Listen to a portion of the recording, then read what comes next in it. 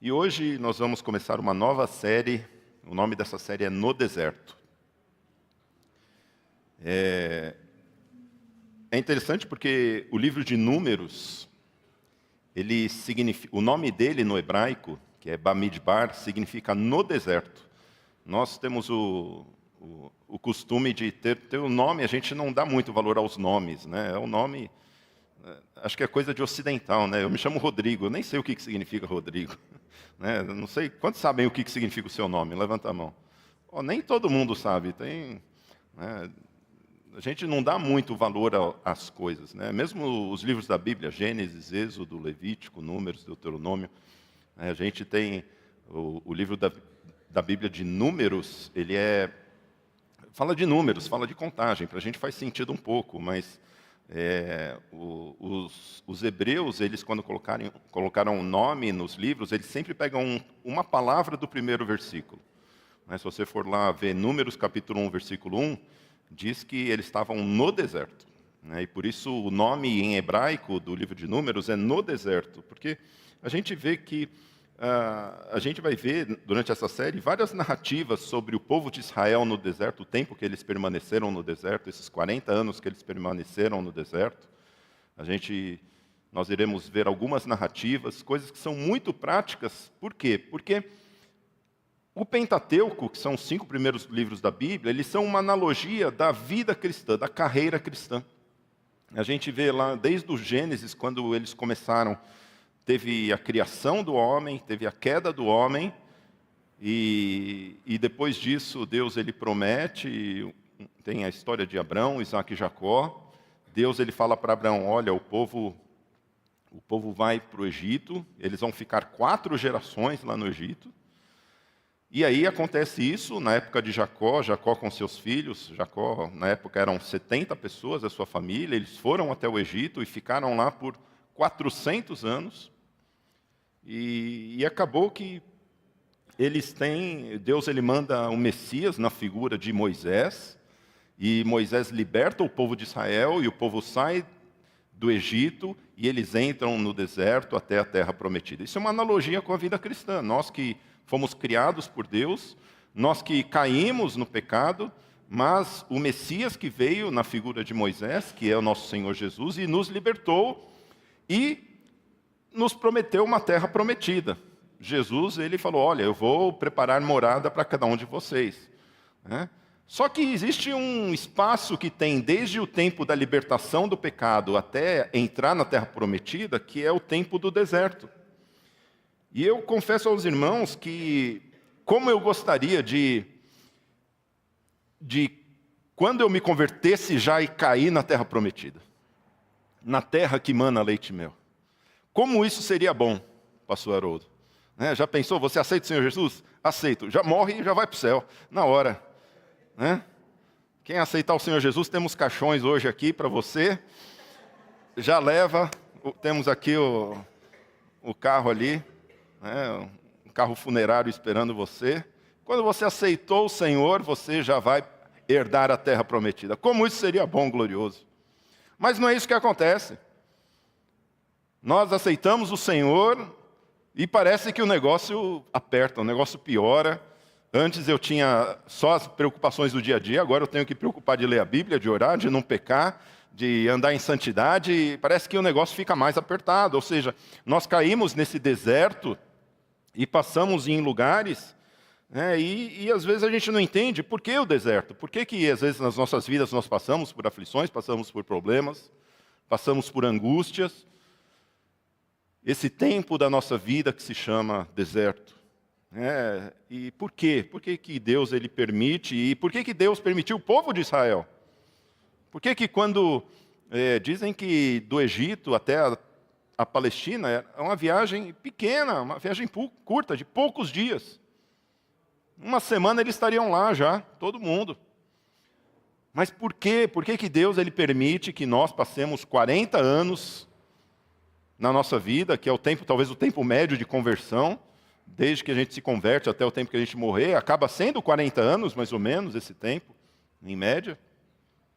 Por que Deus ele permite? Por que o deserto? Eu comecei a pensar, por que Deus ele permite isso? Veja, meus irmãos, que Deus Ele permite esse tempo, primeiro, para nós conhecermos a Deus. Nós estávamos falando, né, o irmão André estava falando no último pequeno grupo, eu vou morar com Deus. Nós temos essa ousadia de poder falar, eu vou morar com Deus. Mas eu quero conhecer esse Deus que eu vou morar com Ele. Já pensou, eu vou morar com Ele eternamente, eu não vou conhecer? Quem aqui teve casamento às cegas? Alguém teve casamento às cegas? Sem conhecer o seu namorado, sua namorada, falou, eu vou casar, vou morar com ele a vida inteira, e eu não vou nem conhecer. Pastor, Deus me livre. Já conhecendo há alguns anos já está difícil, imagine se eu não conhecesse. Né? Nós precisamos conhecer esse Deus com quem vamos morar eternamente. Quem quer ir para o céu? Todos querem ir para o céu, amém? Eu quero conhecer esse Deus que eu vou morar com Ele. Se bem que a segunda opção não é muito boa. Né? É melhor morar no céu. A segunda opção eu acho que não é tão boa. E só tem duas opções. Não existe outra. Mas eu quero conhecer esse Deus, conhecer o seu caráter. E é no deserto que nós aprendemos, conhecemos a Deus. Nós conhecemos. Isso é um tempo de namoro com Deus. Pastor, como assim namoro com Deus? Que história é essa? Olha, não vai ter as bodas do Cordeiro, o grande casamento, quando Jesus voltar? Esse é o tempo de namoro, irmãos. De nós começarmos a conhecer o Senhor. É tempo de nós conhecermos a Deus. A palavra de Deus diz no livro de Daniel que o povo que conhece o seu Deus fará proezas. E é no deserto que nós conhecemos ao Senhor. Em segundo lugar, não só eu quero conhecer. É importante nós conhecermos a Deus, mas mais importante é que Ele nos conheça.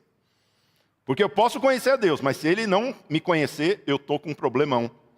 Sabe por quê? Porque o texto de Mateus 7, 23, vai ter muitas pessoas que vão falar, Senhor, eu fiz um monte de coisa para o Senhor, eu conheço o Senhor.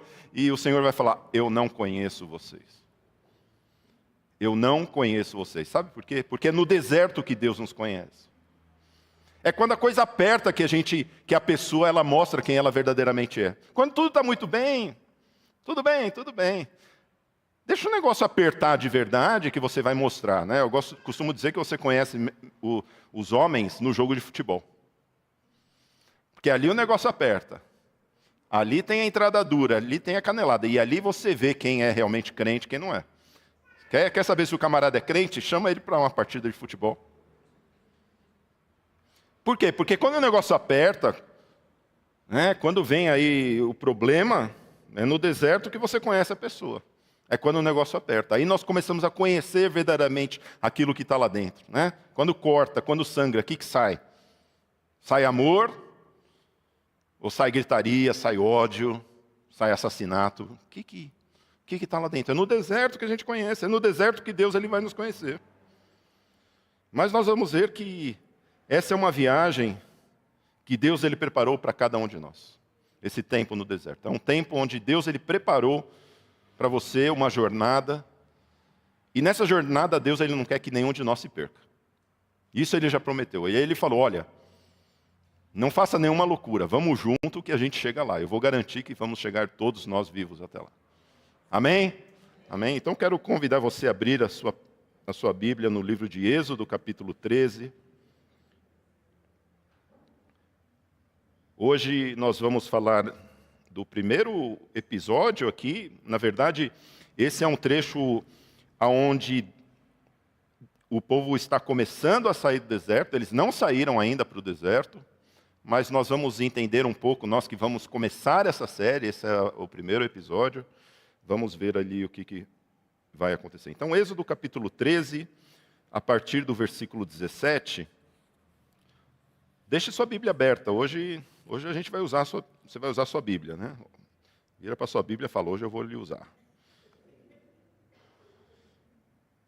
Êxodo capítulo 13, versículo 17 a 22, diz assim. Quando o faraó deixou o povo ir, Deus não os levou pelo caminho da terra dos filisteus, embora fosse mais perto. Pois disse, para não acontecer que, vendo a guerra, o povo se arrependa e queira voltar para o Egito. Porém, Deus fez o povo rodear pelo caminho do deserto, perto do Mar Vermelho. Os filhos de Israel saíram do Egito organizados como um exército. Moisés levou consigo também os ossos de José, pois este havia feito com que os filhos de Israel jurassem solenemente, dizendo, Deus certamente visitará vocês. Quando isto acontecer, levem os meus ossos daqui. Os israelitas partiram de Sucote e acamparam em Etã, à entrada do deserto. O Senhor ia diante deles durante o dia numa coluna de nuvem, para os guiar pelo caminho durante a noite, numa coluna de fogo para os iluminar, a fim de que caminhassem de dia e de noite. A coluna de nuvem nunca se afastou do povo durante o dia, nem a coluna de fogo durante a noite. Vamos orar mais uma vez. Senhor, nós te agradecemos pela tua palavra, Senhor. E, ó Deus, ensina-nos nessa manhã, Pai, a vivermos, Senhor Deus, vidas que agradem ao Senhor. Que possamos entender o plano que o Senhor tem para cada um de nós, a carreira que o Senhor tem preparado para cada um de nós. E que possamos estar firmes, Senhor Deus, na caminhada, rumo à terra prometida, rumo, Senhor Deus, ao reino que o Senhor preparou para cada um de nós. Nós te pedimos em nome do nosso Senhor Jesus. Amém. No deserto, hoje nós vamos falar sobre justamente isso, sobre que Deus, Ele nos visitou. Veja, meus irmãos, que esse trecho que nós lemos de Êxodo capítulo 13, existem 3 verdades muito profundas aqui nesse texto, para nós entendermos a caminhada, o começo da caminhada. Aqui o que aconteceu? O povo tinha acabado de sair do Egito. O povo tinha acabado de sair do Egito, não tinha nem passado o Mar Vermelho ainda.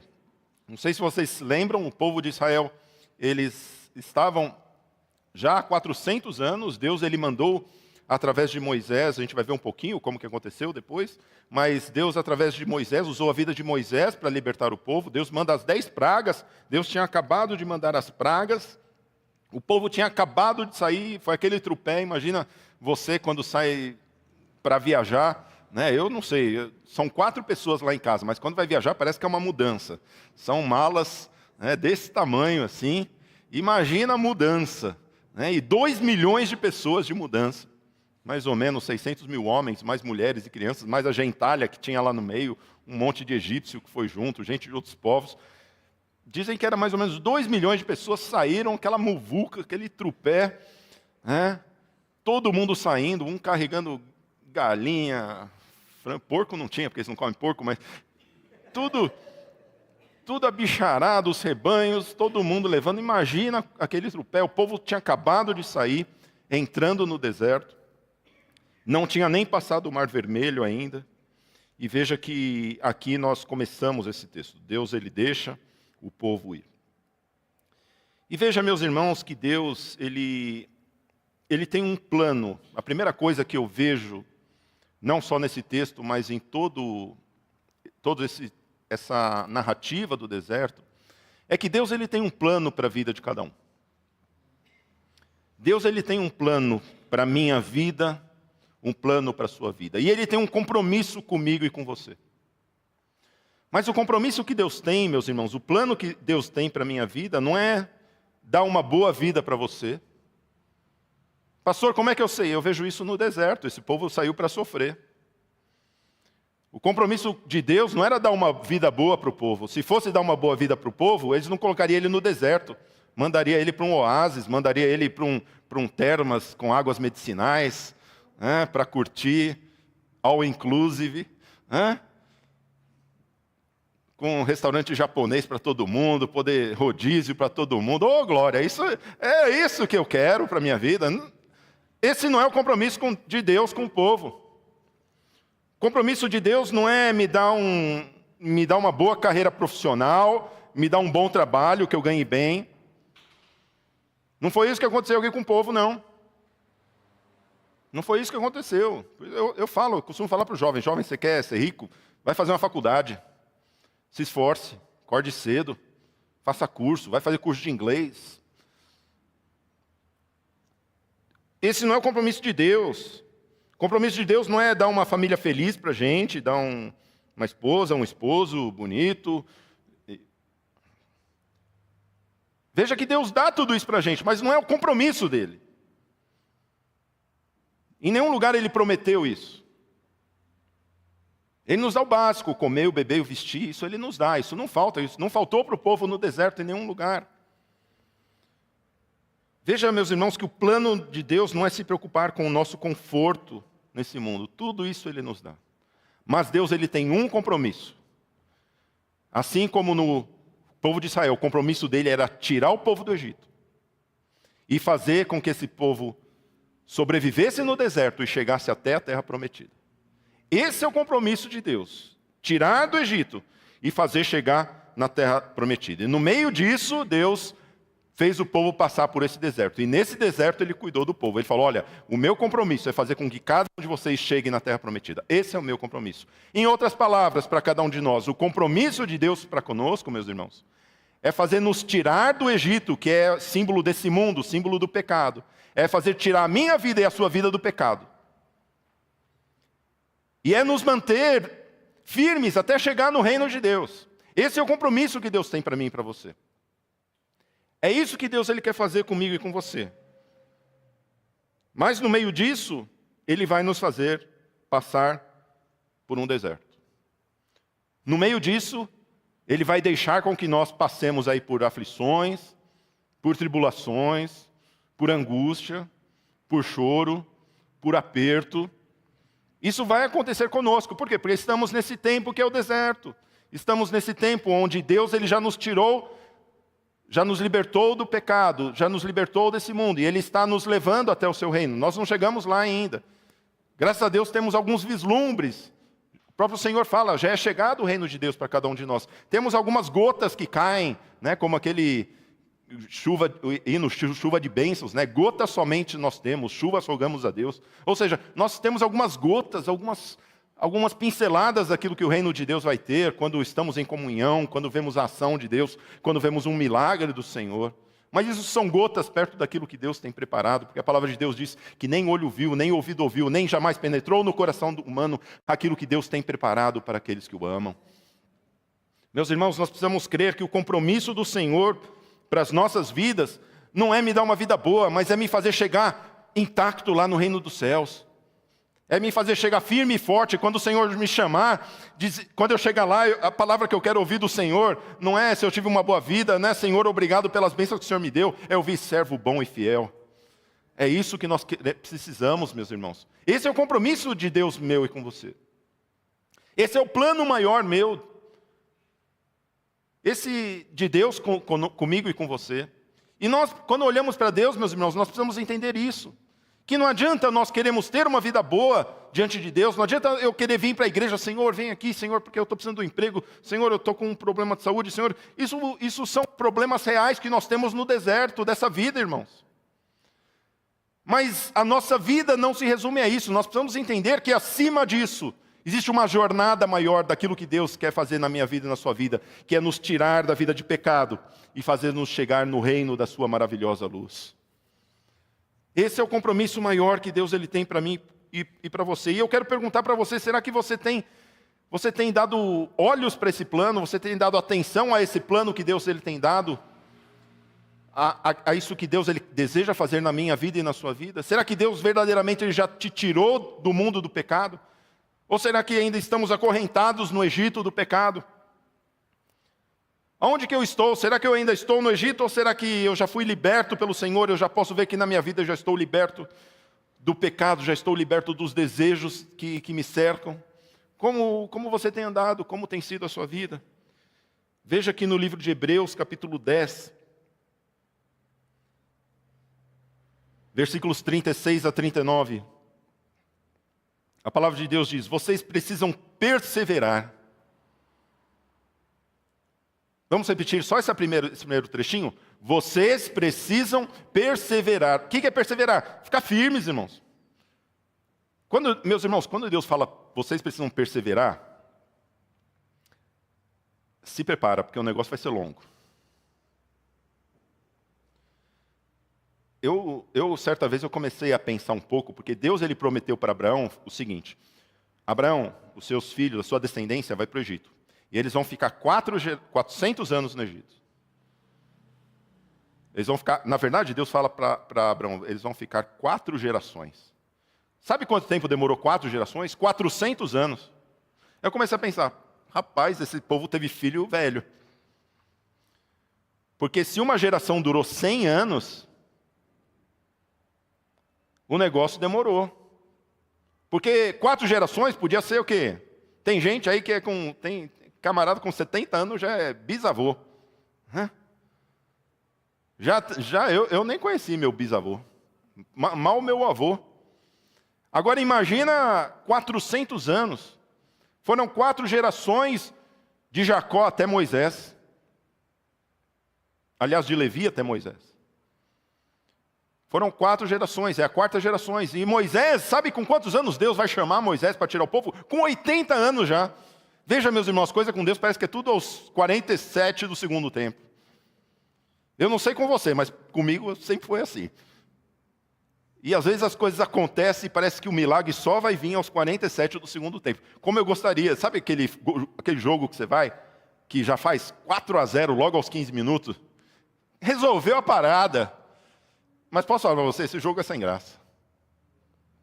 Não tem emoção nenhuma. Mas sabe aquele jogo que você está perdendo? Você fala, vou perder. Aí chega aos 47 do segundo tempo, aquele escanteio, que está todo mundo, e é gol, e ganhamos. Meus irmãos, isso, parece que com Deus é assim, Ele gosta das coisas aos 47 do segundo tempo. Por isso quando a palavra diz, olha, vocês precisam perseverar, irmãos, é porque a nossa vida vai ser longa, e graças a Deus por isso, que eu não quero morrer cedo. Nós precisamos perseverar, para que, havendo feito a vontade de Deus, alcancem o quê? A promessa.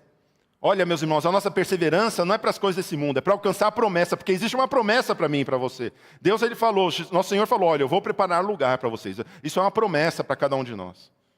E depois Ele falou, depois eu vou buscar vocês, para onde eu estiver, vocês estejam comigo. Meus irmãos, isso é uma promessa do nosso Senhor. Essa é a promessa que Deus tem, esse é o compromisso que Deus tem para mim e para você. E veja que o texto continua. E ele fala, olha, para que alcancem a promessa. Pode continuar aqui, olha o que diz. Porque ainda dentro de pouco tempo, aquele que vem virá e não irá demorar. Esse é o nosso Senhor. Mas o meu justo viverá pela fé. E se retroceder dele, a minha alma não se agradará. Veja que o Senhor está falando, olha, quando uma vez que entramos nesse caminho, não tem esse negócio de olhar para trás. Saí do Egito, peguei o caminho, não olhe para trás. Porque senão não se agrada. Veja, lembre, porque o Senhor fala, lembre-se da mulher de Ló. O que aconteceu? Olhou para trás, virou estátua de sal. Quantas pessoas estão paradas, crente estátua, olhando para trás? E veja que o texto de Hebreus termina dizendo assim, nós porém, vamos repetir? Nós porém, não somos dos que retrocedem para a perdição, mas somos da fé, para a preservação da alma. Meus irmãos, nós não somos daqueles que olham para trás, daqueles que voltam. Eu vou ser crente. Sabe o que é? Difícil, deserto, falta de água, falta comida, fartura, né? Farta tudo, farta água, farta comida, é a fartura. Começa a faltar tudo, esse negócio de crente acho que não é para mim, não. Meus irmãos, nós não somos daqueles que retrocedem. E não podemos retroceder na minha vida, eu não posso retroceder na minha vida cristã individualmente, ou seja, eu como pessoa, será que hoje eu tenho lido mais a Bíblia do que eu lia antes? Será que eu tenho orado mais do que eu orava antes? Será que eu tenho ido mais à igreja do que eu ia antes? Será que eu tenho trabalhado mais na obra do Senhor do que eu trabalhava antes? Ou seja, a minha vida cristã, ela está progredindo ou está regredindo? Nós como família, será que temos buscado mais ao Senhor juntos ou menos ao Senhor juntos? Porque ninguém vai chegar lá no reino sozinho. O reino não é só para você, o reino é para você. A promessa é para você, para a sua família, para os seus filhos. E para nós como um povo também. Nós como Igreja Batista da Glória, estamos progredindo ou estamos regredindo? Meus irmãos, nós somos chamados para progredir, para avançar no reino. Para não olhar para trás, não. E é com tristeza, meus irmãos. Eu estava falando com o pastor Haroldo. Puxa vida, quantas pessoas deixaram de vir aos cultos? Às vezes nós estamos aqui há uns domingos. Quantas cadeiras vazias? E o sermão não é para vocês que estão aqui, não. É para quem não está vindo. Por isso que eu falo, eu não gosto de dar sermão para quem vem, porque para quem é crente fiel. O sermão é para os outros. Mas nós, como um povo, a gente não pode olhar para trás. Eu até estava falando com o pastor Haroldo, a gente até começou a vir umas ideias assim, puxa vida, acho que talvez no mês de julho vamos fazer um culto só, porque o pessoal não está vindo. O que está acontecendo? E aí, meus irmãos, eu confesso aos irmãos, e tanto comigo quanto com o pastor Haroldo, pastor, a gente não está em paz disso, porque a gente não foi chamado para regredir, nós não somos daqueles que regredimos, nós somos daqueles que vão em frente. E é isso que Deus tem para nós, irmãos, não é olhar para trás, é ir para frente.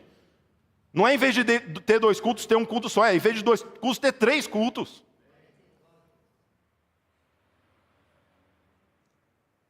Veja, meus irmãos, nós não somos daqueles que retrocedem para a perdição, mas daqueles que avançam, daqueles que estão com a promessa, sabem que tem a promessa. E existe promessa para nós, existe promessa para você.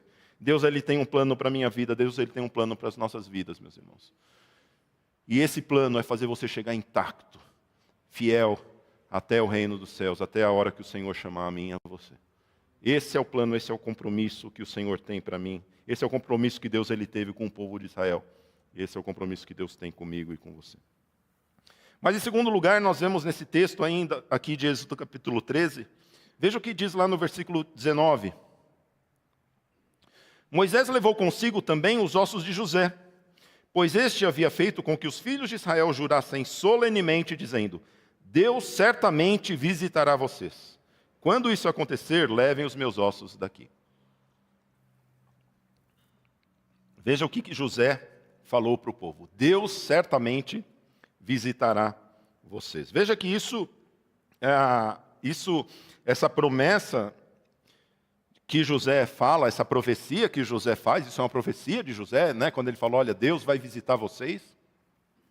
Ele diz lá está lá em Gênesis capítulo 50, versículo 24 e 25. É lá que José ele fala para o povo, ele fala para os seus irmãos, ele fala assim, olha, José disse a seus irmãos, eu vou morrer em breve, mas Deus certamente visitará vocês e fará com que saiam desta terra para ir à terra que jurou dar a Abraão, a Isaque e a Jacó. Como é que José sabe que Deus vai visitar vocês?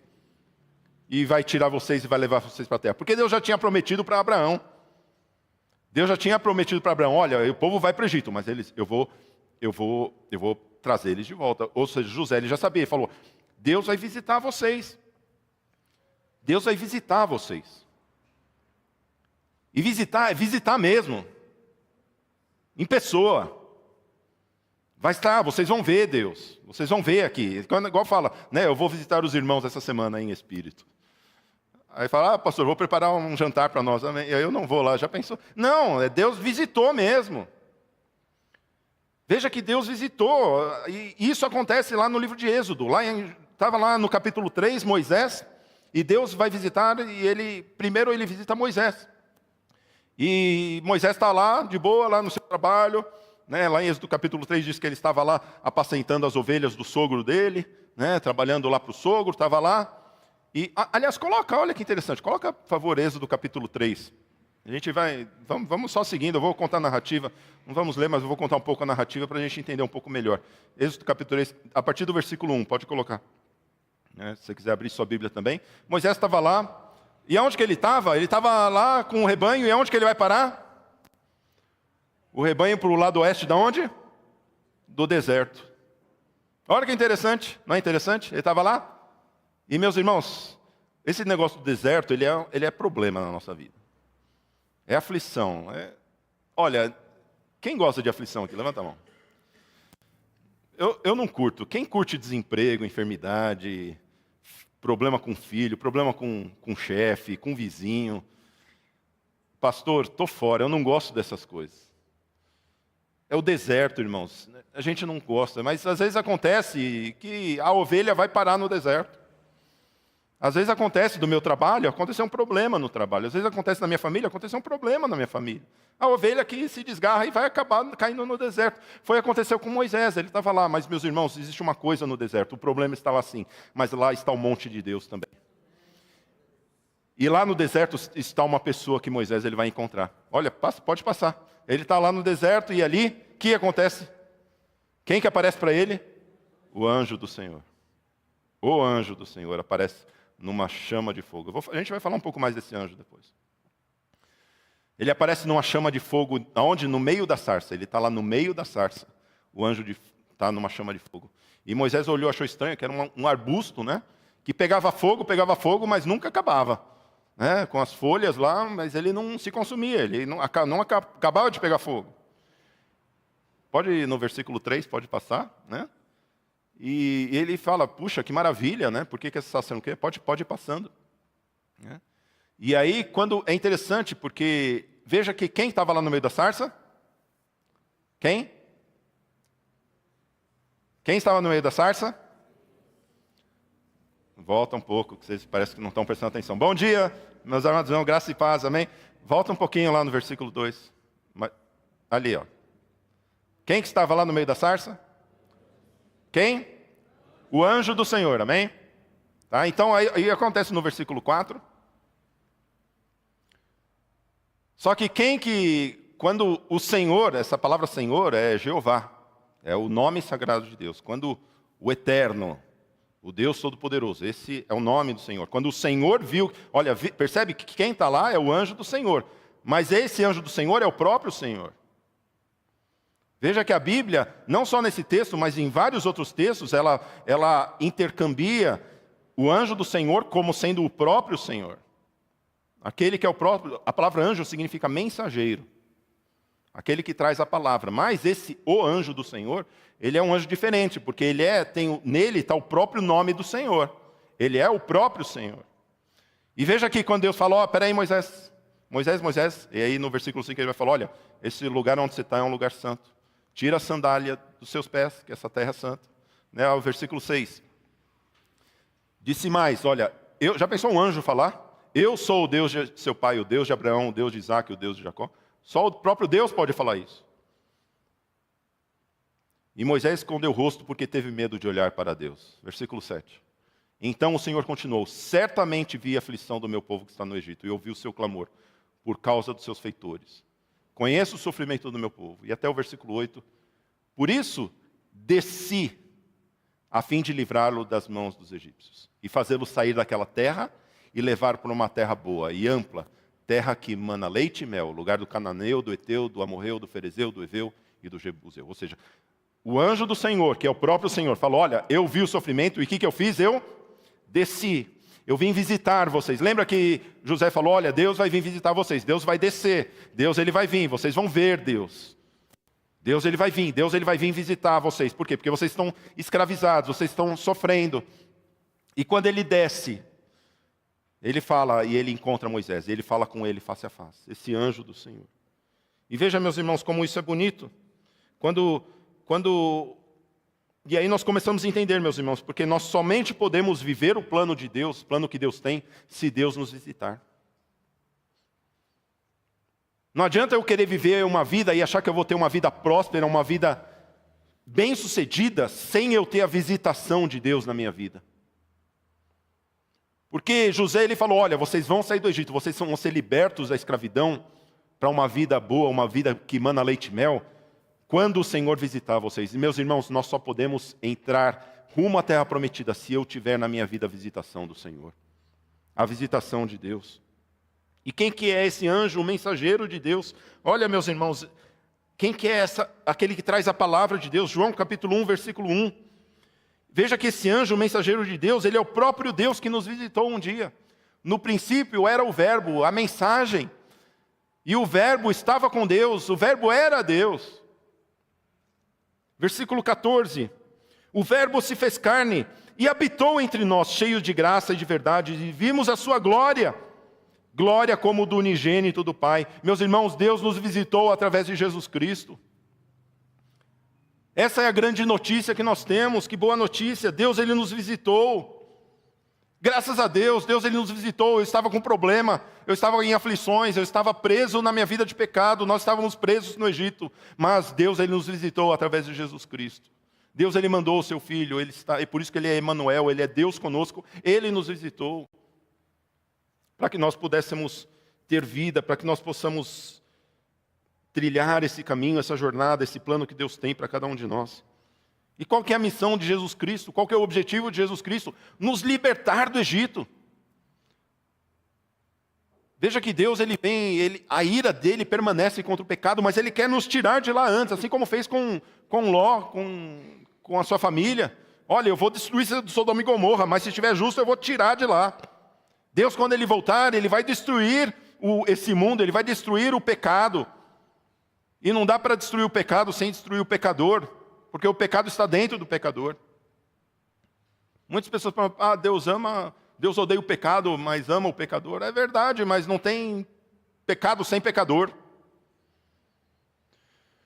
E Deus, Ele quer nos tirar do Egito. Por isso que em João capítulo 3, versículo 17, diz que Deus, a missão de Jesus, Deus enviou o seu Filho ao mundo, não para que condenasse o mundo, mas para que o mundo fosse salvo por Ele. Ah, meus irmãos, por isso que quando nós louvamos hoje o Senhor nessa manhã, devemos louvar com alegria, porque Deus nos visitou, Deus nos tirou do pecado. Deus, Ele nos tirou de uma vida de pecado e quer nos levar para o seu reino. É sim, nós passamos por problemas nessa vida, mas veja, o que Deus Ele já fez é muito maior, que é nos tirar da vida de pecado, nos tirar da escravidão do pecado e nos levar rumo ao reino de Deus. Esse é o plano que Deus tem para cada um de nós. E veja, meus irmãos, que esse Egito, esse mundo, não importa quão bonito ele seja, não importa quão atrativo ele seja, não importa quão desejoso as coisas que ele oferece, ele vai nos escravizar.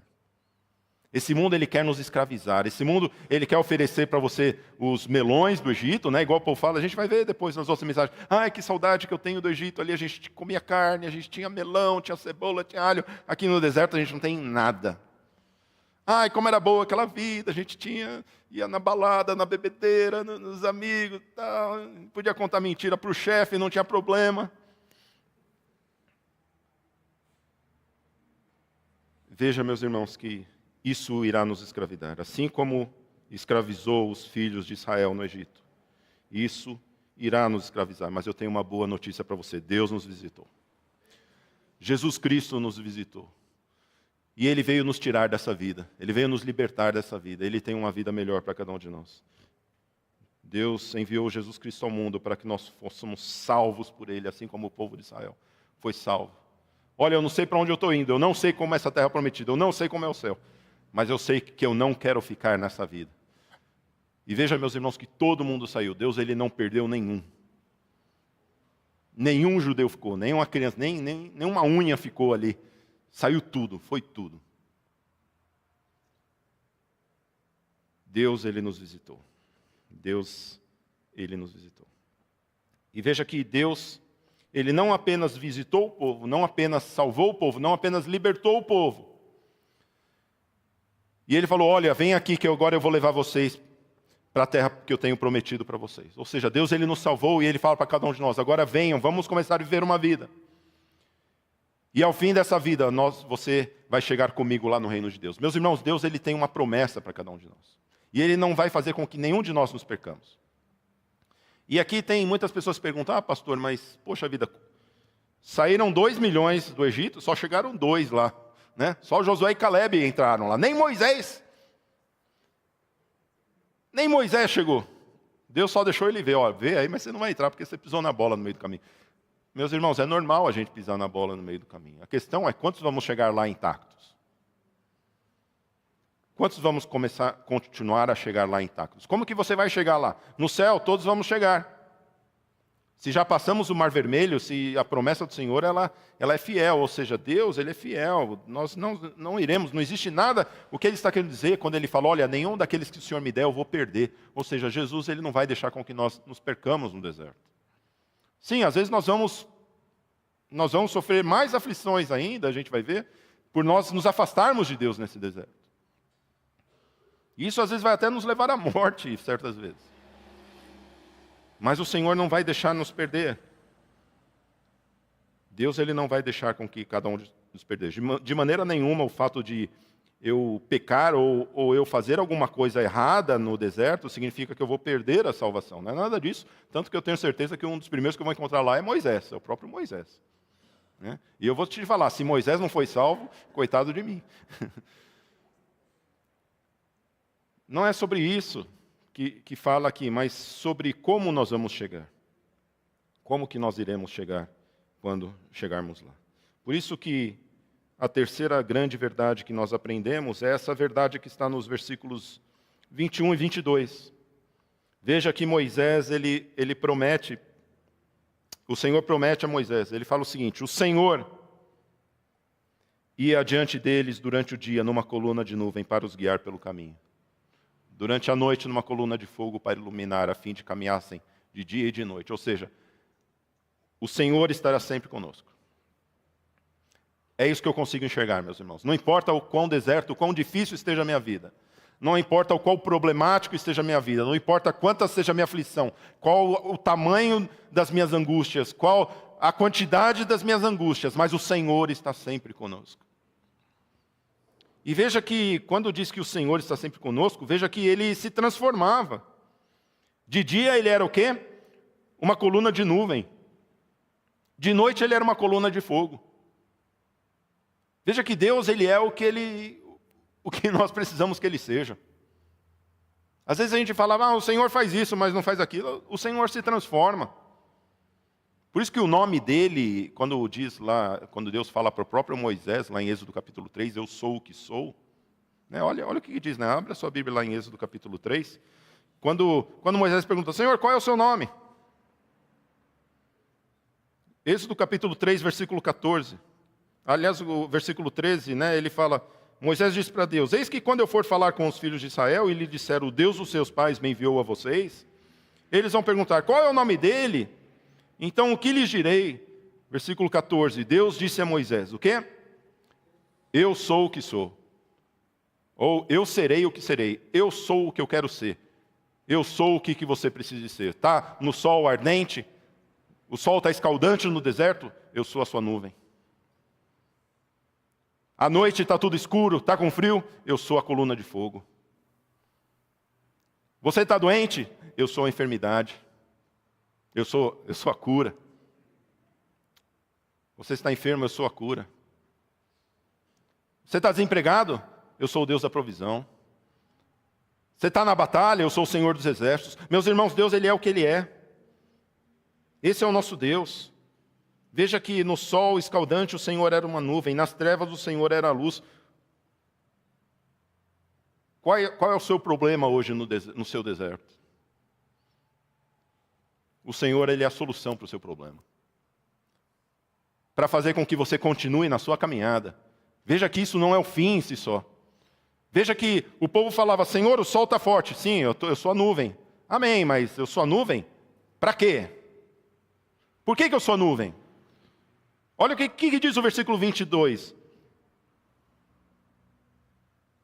Aliás, no final do versículo 21. Que diz? Volta um pouco. Olha lá. Por que eu sou a nuvem? Por que eu sou a coluna de fogo? A fim do quê? A fim de que vocês caminhem dia e noite. Eu sou o que sou para que você possa caminhar na sua vida cristã. Eu vou ser o seu provedor para que você esteja caminhando na sua vida. Para que você chegue na terra prometida, para que você caminhe, não é para que você sente, o Senhor é a nuvem, que legal, vamos botar umas cadeiras, vamos sentar aqui, né, bater uma prosa, vamos fazer um chazinho aqui, trouxe umas ervas lá do Egito, né? Meus irmãos, quantos de nós o Senhor nos abençoa? Amém, graças a Deus, vamos botar umas cadeiras para nós sentar, vamos fazer uma roda aqui. Não, meus irmãos, Deus é nosso provedor para que nós possamos caminhar na nossa carreira cristã, no plano que o Senhor tem para cada um de nós. É para isso que Deus ele nos chama. E veja, meus irmãos, que o Senhor, ele é o que ele é. Ele está à frente, ele também está na retaguarda, esse é o anjo do Senhor. E veja que o Senhor, ele está, meus irmãos, onde nós precisamos, é no deserto da vida, nas aflições, nas tribulações. O Senhor nunca se afasta de nós. O Senhor nunca se afasta do seu povo. Mas às vezes nós nos afastamos do Senhor. O Senhor está sempre conosco. Ele nunca se afasta de nós. Mas às vezes nós nos afastamos dele. Por isso, meus irmãos, veja o que diz o texto de Hebreus capítulo 3, versículos 7 a 14. E eu gostaria de, já partindo para a conclusão, ler esse texto. Para nós entendermos, meus irmãos, que nós temos uma caminhada para seguir, temos uma carreira a seguir na nossa vida cristã. E as aflições e as bênçãos que nós temos nas nossas vidas não são motivos para nós pararmos na nossa vida cristã. Pelo contrário, a ação de Deus na nossa vida é para que nós possamos continuar. Hebreus capítulo 3, a partir do versículo 7. Por isso, como diz o Espírito Santo, hoje, fala comigo, hoje, é hoje, irmãos, não é amanhã. Não é segunda-feira que começa o regime, é hoje. A vida cristã não é para amanhã, é para hoje. Começar a ler a Bíblia não é para amanhã, é para hoje. Começar a orar não é para amanhã, é para hoje.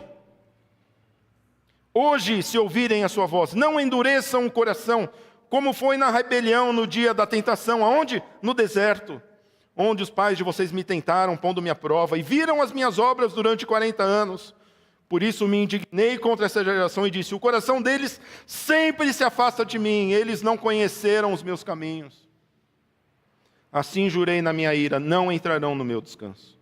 Tenham cuidado, irmãos, para que nenhum de vocês tenha um coração mau e descrente, que se afaste do Deus vivo.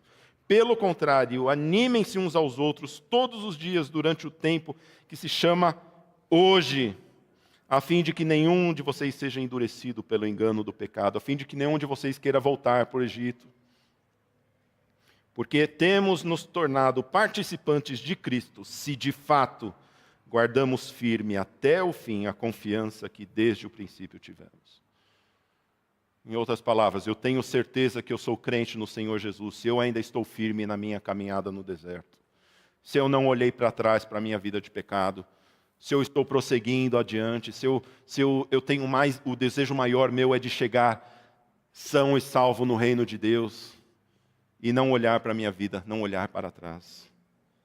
E eu tenho certeza que quando eu faço isso, o Senhor está sempre comigo, o Senhor vai me cuidar, o Senhor vai cuidar de cada um de nós nessa caminhada, irmãos. Porque o Senhor está sempre conosco. Porque é uma promessa dele. Lá em Mateus, capítulo 28, versículo 20. Jesus diz: eis que estou com vocês todos os dias, até o fim dos tempos. Não vai ser fácil, no mundo tereis aflições, mas tem de bom ânimo. Eu venci o mundo. E o Senhor tem uma promessa para mim e para você. E Ele tem um plano para mim e para você. E meus irmãos, estejamos firmes no tempo que se chama hoje. Não é tempo de deixar para amanhã. Não é hora de deixar para amanhã, é hora de começar hoje. Senhor, hoje eu quero, Senhor Deus, recomeçar a caminhada. Eu não sei como você tem andado na sua caminhada. Eu quero dizer a você, olha, se você ainda se sente que você está acorrentado ao Egito, eu quero orar pela sua vida nessa manhã, para que hoje você comece essa caminhada rumo ao reino dos céus. Talvez você já tenha recebido o Senhor, talvez você tenha até passado o Mar Vermelho, que é o símbolo do batismo nas águas. Mas talvez você parou na sua caminhada, você se esqueceu que a ação e os milagres do Senhor é para que nós possamos caminhar de dia e de noite rumo ao reino dos céus, avançando na nossa carreira cristã. Eu quero também orar por você, para que possamos juntos chegar com alegria para as promessas que o Senhor tem para cada um de nós. Que Deus os abençoe. Vamos colocar em